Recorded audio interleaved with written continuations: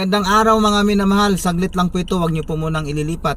Ang pag-aaralan po natin sa araw na ito na ang Panginoong Hesus lamang ang daan papunta sa kalangitan. Ang Panginoong Hesus lamang ang katotohanan at ang buhay. Ang Panginoong Hesus lamang ang daan papunta sa Ama. Kaya nga po, nagtanong po si Apostol Tomas kung paano ba pumunta sa kalangitan, dahil hindi niya alam ang daan papunta sa kalangitan. Nung time na yon, hindi pa nila alam ang daan papunta sa kalangitan. Kaya nga po, sinabi ng Panginoong Hesus ng diretsuhan, ako ang daan, ang katotohanan at ang buhay, walang makapunta sa Ama kundi sa magitan ko.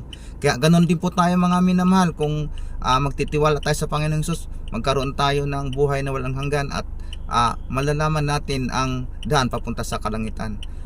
Paki-subscribe, paki-like lang po at pindutin yung notification bell para sa sunod na video natin ay ma-update po kayo. Purihin ang ating Panginoong Hesus. Amen.